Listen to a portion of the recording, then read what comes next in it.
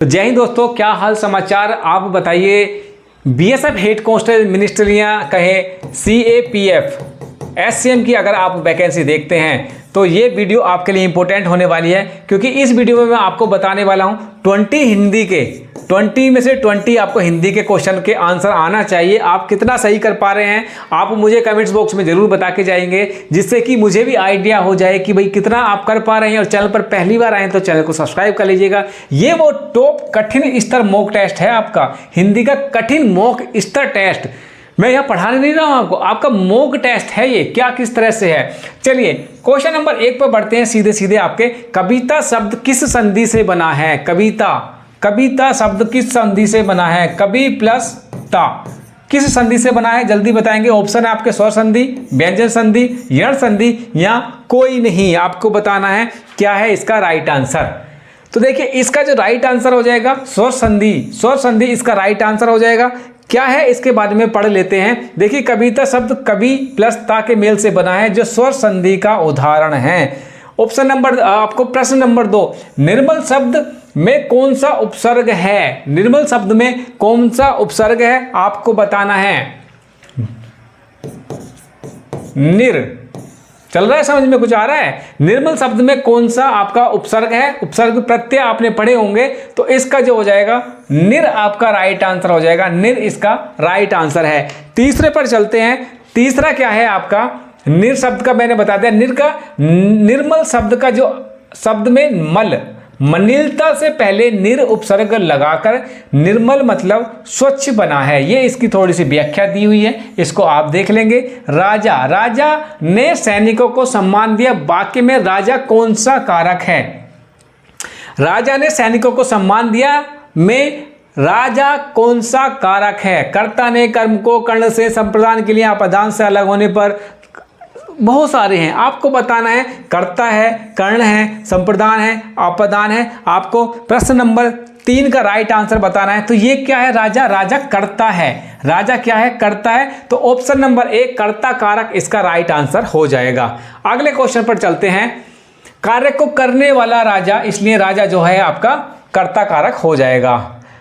प्रश्न नंबर 4 है, कर्मण्यवादिनस्ते में कौन सा समास है? आपको बताना है समास कौन सा है। द्वंद्व समास है, कर्मधारय है, बहुव्रीहि है या तत्पुरुष समास है। चौथे का आपको राइट आंसर बताना है। चौथे का आपको राइट आंसर बताना है।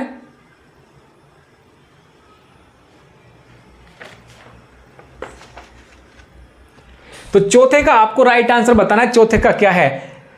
इसका जो राइट आंसर हो जाएगा तत्पुरुष समास इसका राइट आंसर हो जाएगा। किस तरह से होगा देख लेते हैं। इसमें कर्मणि एवं अधिनास्ते शब्द का मेल है जो तत्पुरुष समास बनाता है। प्रश्न नंबर 5 पर चलते हैं। खेल रहा है किस काल का उदाहरण है? मिक्स है ये आपके। 1-2 टेस्ट कर रहा हूं, आप अपने जो नंबर है ना कमेंट्स करके जरूर बताइएगा कि आपके पास कितने क्वेश्चन 20 में से आपने कितने सही किए हैं, जिससे कि मैं अगली बार जो है और हार्ड लेके आऊं और आपका जो पेपर है टफ लेके आऊं। अगर लगता है कि लेवल थोड़ा डाउन करना है तो प्रश्न में थोड़े ईजी कर दूंगा। खेल रहा है किस काल का उदाहरण है? भूतकाल, भविष्यकाल, वर्तमान और पूर्ण। आपको बताना है पूर्ण काल। तो देखिए खेल रहा है, वर्तमान की बात चल रही है, तो इसका ऑप्शन सी आपका राइट आंसर हो जाएगा। खेल रहा है इसका राइट आंसर होगा। रहा है संकेत मिलता है जो कि क्रिया अभी हो रही है, ये वर्तमान काल का उदाहरण है। छठा है जो सब जगह है। इस वाक्य के लिए एक शब्द का प्रयोग कीजिए। जो सब जगह है इसका एक प्रयोग कीजिए। सर्वज्ञ, सर्वव्यापक, सर्वशक्तिमान, सर्वज्ञानी। आपको बताना है जो सब जगह है इसका राइट आंसर क्या है।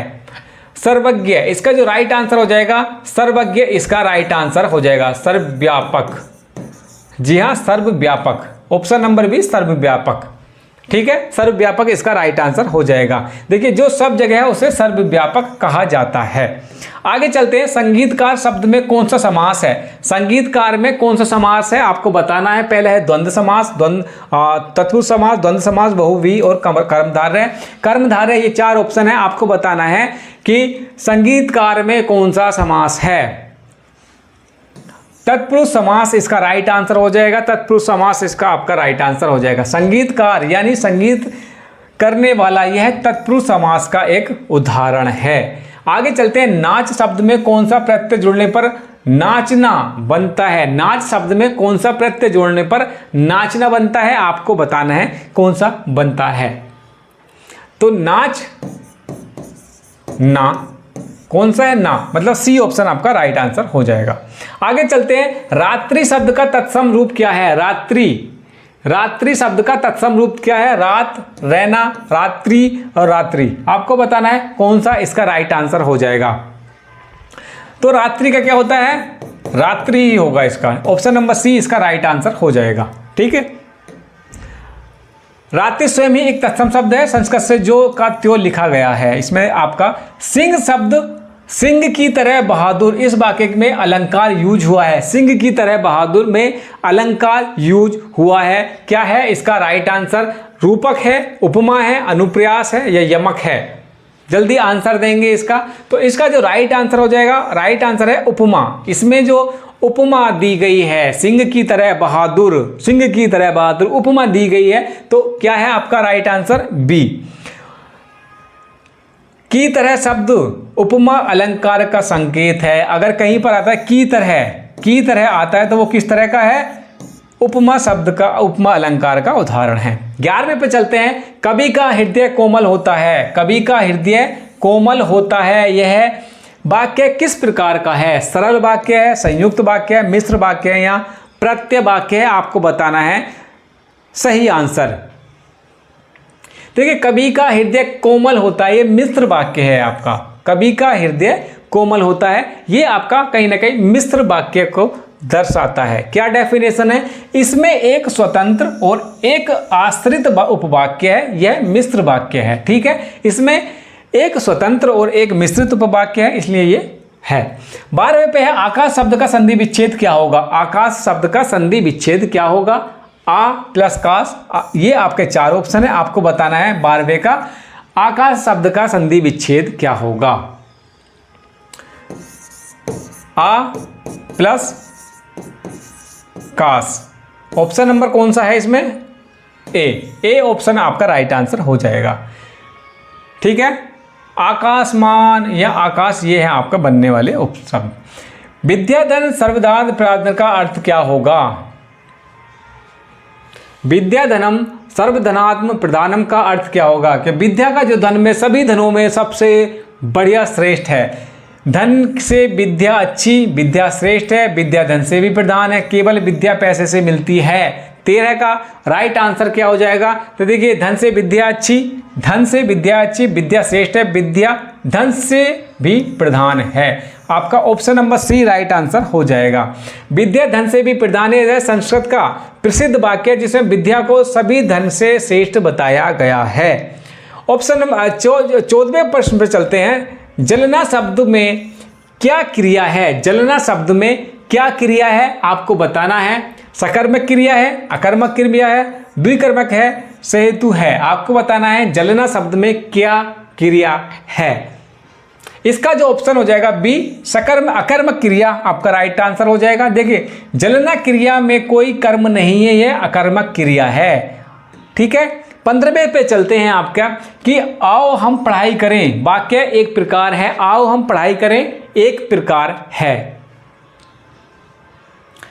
आज्ञावाचक, विधिलिंग, प्रेरणावाचक, अनुवर्ती, बताइए कौन सा है इसका? यह हो जाएगा आओ पढ़ाई करें, प्रेरणावाचक है, औरों को भी बोल रहा है कि आओ पढ़ाई करें, प्रेरणा मिल रही है यहां से, तो इसका क्या हो जाएगा? प्रेरणावाचक इसका राइट आंसर हो जाएगा। आगे बढ़ते हैं, देखिए इसमें प्रेरणा दी जा रही है, हम पढ़ाई करें, यह एक प्रेरणावाचक वाक्य है।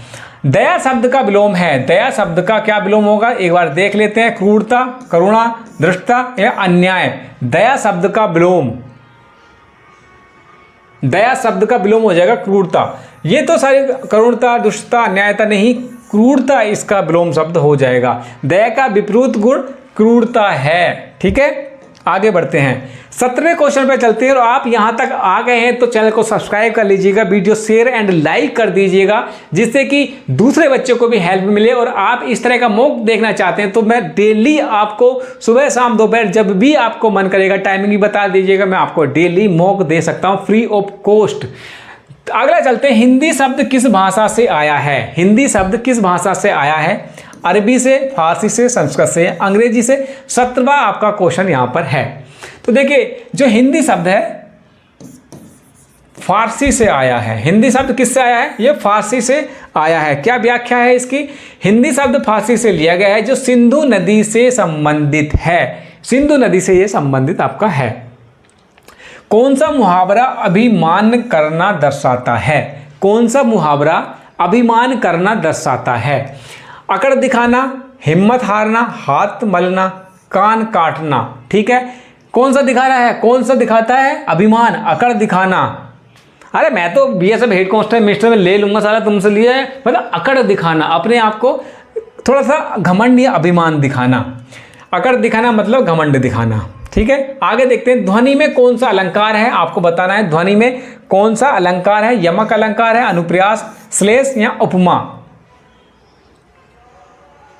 जल्दी बताइए। इसका हो जाएगा अनुप्रास अलंकार। इसका हो जाएगा अनुप्रास अलंकार। ध्वनि में कौन सा अलंकार है? बी ऑप्शन है अनुप्रास अलंकार। ध्वनि शब्दों की ध्वनि की पुनरावृत्ति से बना अलंकार है, इसलिए यहां पर हो जाए अनुप्रास अलंकार। अगर आप चाहते हैं कि मैं टॉपिक वाइज, क्योंकि ये तो मैं मॉक कर रहा हूं, क्वेश्चन देखिए नीचे पढ़ दिए, क्वेश्चन देखिए नीचे आपको आंसर बता दिया, लेकिन आप चलते हैं कि सकर्मक क्रिया क्या होती है, या आपकी अकर्मक क्रिया क्या होती है, या आपकी पूछें तो जो होता है विलोम शब्द,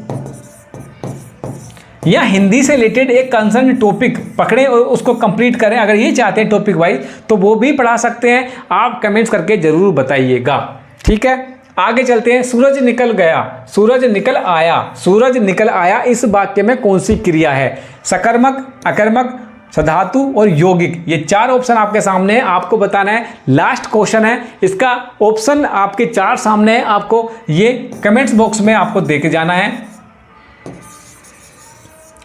कि आपका इसका राइट आंसर क्या होगा। ए होगा, बी होगा, सी होगा। ये आपके 4 ऑप्शन है। ये आपका होमवर्क हो गया, ये आपका होमवर्क हो गया। इसका आंसर आप देके जाएंगे। और यहां तक बने हैं तो चैनल को सब्सक्राइब कर दीजिए, वीडियो शेयर एंड लाइक जरूर कर दीजिएगा। हमको थोड़ा सा ना अच्छा लगता है कि यार चलो कोई तो है रिकॉग्नाइज करने का जो हम वर्क कर रहे हैं, कि यार बाकी सारे काम छोड़ के फिर इस पे लग जाते हैं और आपको वीडियो प्रोवाइड करा रहे हैं, तो थोड़ा सा मोटिवेशन मिलता है। इस वीडियो को इतना ही रखते हैं, अगले वीडियो में मिलते हैं। अपना बहुत बहुत बहुत ध्यान रखिएगा, अपने आप को सेफ रखिएगा, जिससे कि आने वाली भर्तियों के लिए आप सुनिश्चित सही समय पे उपलब्ध हो सके। चलिए अगले वीडियो में मिलते हैं, तब तक के लिए जय हिंद।